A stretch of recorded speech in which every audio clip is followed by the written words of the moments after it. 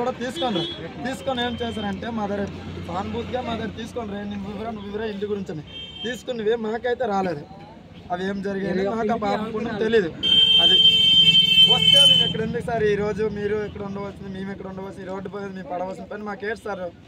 మాకు కోర్టులేడు తెలుసు, మాకు లాయర్ లేదు, మాకు సార్లు ఎవరు మాకు తెలుసు. అందరు మట్టి మీద కూడా ఎక్కించినట్టు చేశారు సార్. ప్రతి సార్ మంత్లీకి అమౌంట్ అవ్వాలంటే మేము కూలాడితే కొండ అన్నాం సార్. ఇప్పుడు క్యాస్లం సార్, క్యాస్లం మాకు కూలాడితే కొండ అన్నాను. ఇప్పుడు ఆడపిల్లలతో ఉన్నాం సార్. పండుగ పూట మేము ఎక్కడ సార్ ఎంత చెప్పండి? 23 కుటుంబాలు రోడ్డు మీద ఉండాలా? ఒక్కసారి చెప్పండి సార్. ఇది ముగ్గురు ఒత్తిడి సార్, ఇది ముగ్గురు. అప్పుడు ఇది ఏం చేస్తారంటే ఊర్లో జనాల చేత కాలువలు క్లీన్ చేస్తామని, అప్పుడు వర్షాలకి కాలువలు డమ్మి అయిపోయి వర్షాల్లోనే అందరికీ రైతులకి కాలువలు క్లీన్ చేస్తామని సంతకం పెట్టుకోండి సార్. సంతకం పెట్టించుకొని హైకోర్టు అంటే పొలం కింద రైతులు ఎవరెవరు ఉన్నారో ఆ పేర్లు తీసి దాని మీద కేసు వేస్తాడు సార్. ఆ చర్యలు తీసుకోండి. ఇది ఎవరిది వేస్తే బాగుంటుంది, ఎవరిది అయిపోతే బాగుంటుందని పొలాలు కూడా ఆ పేర్లు చూసుకొని ఆ ఎదురు తీసుకెళ్ళి కోర్టులో కేసు వేశారు సార్. అది కేసు వేస్తే మావి సర్వీస్ వేశారు. డోన్ మ్యాప్ వచ్చింది అన్నీ అయ్యి. వచ్చేటప్పుడు ఏమైందంటే కోర్టుకి వాళ్ళు వెళ్ళారు, మేము వెళ్ళాం. 2023లో జరిగిపోయింది. కోర్టు ఇది తెల్లదనేసి అని తీర్పు ఇచ్చేసి కొట్టేసించారు. కన్నిమారి కోర్టులో మాకెవరికి తెలీదు. కన్నిమారి కోర్టులో ఇప్పుడు సార్లు ఉన్నారా, కలెక్టర్ సారు, ఎంఆర్ఓ సారీలు, వాళ్ళ మీద ఈయనేమో కంప్లైంట్ పెట్టారు సార్. మాకైతే పాపం పుణ్యం తెలియదు. మాకు నోటీసులు వచ్చాయి కానీ ఎప్పుడులాగా వస్తున్నాయి కదా, మనం ఎప్పుడు తిరిగమ్మా చేసి మాకు అంత నాలెడ్జ్ లేదు, నేను చదువుకోలేదు సార్. ఎప్పుడులాగా వస్తాయి ఎందుకులని మేము కొంచెం ఇదయ్యాం సార్. అది మాకు తెలియదు వాస్తవం. 30వ తారీఖున ఇమీడియట్లో పంపించారు సార్. 30వ తారీఖున పంపించి జనవరి 30న పంపించి 7 రోజుల్లో ఖాళీ చేసేయాలని మాకు కంప్లైంట్ పెట్టారు. మేము సార్ దగ్గరికి, కోనరావు సార్ దగ్గరికి కూడా వెళ్ళాము. కలెక్టర్ గారు కూడా గ్రీవెన్సాల్లో మాట్లాడాను సార్.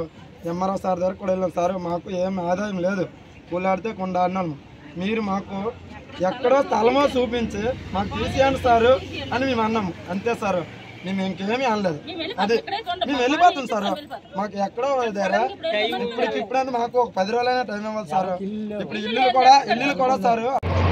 ఈనాడు మనకి జొన్నవలస పంచాయతీ చిన్నజొన్నవలస గ్రామం నందు ఆక్రమణలో దీని తాలూ క్లాసిఫికేషన్ R&B రోడ్డు మరియు చెరువు.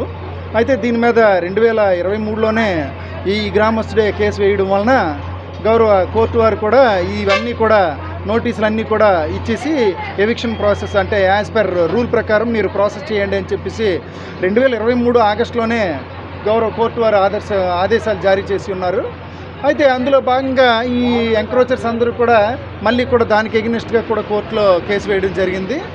గౌరవ కోర్టు వారు కూడా మరలా కూడా ఈ ఏదైతే ఉందో వాళ్ళందరికీ కూడా నోటీసులు ఇచ్చి ప్రాపర్ ఎంక్వైరీ చేసిన తర్వాతే మీరు ప్రొసీడ్ అవ్వండి అని చెప్పేసి మళ్ళీ ఇంకొకసారి కూడా ఆర్డర్ వేయడం జరిగింది.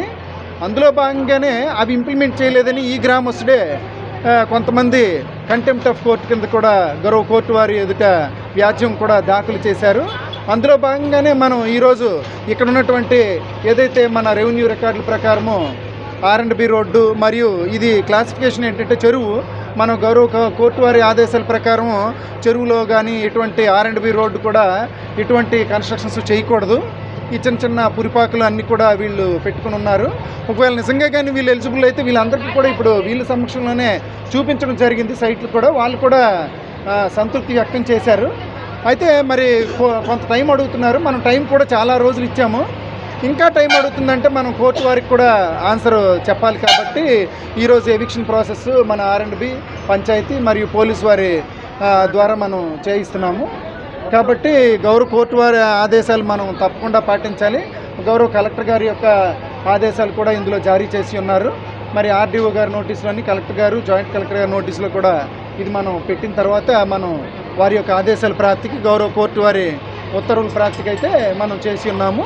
అయితే మరి ఇందులో ఏంటంటే ఓన్లీ అవుట్ ఆఫ్ 21 ఒక 11 వరకు కూడా ఓన్లీ క్యాటిల్ షెడ్సే ఉన్నాయి. వీళ్ళందరికీ కూడా సైట్లు కూడా ఇల్లులు కూడా ఉన్నాయని చెప్పేసి తెలిసింది. ఇప్పుడు మిగతా వాళ్ళకి 8 మంది ఉన్నారు. ఆ 8 మందిలో కూడా ఎవరెవరికైతే లేవో వాళ్ళకి కూడా చూపించాము. వాళ్ళు కూడా సాటిస్ఫై అయ్యారు. కాబట్టి మనం తొలగింపు కార్యక్రమం అనేది చేసి గౌరవ కోర్టు వారికి మనం నివేదన అనేది తెలియజేస్తాం.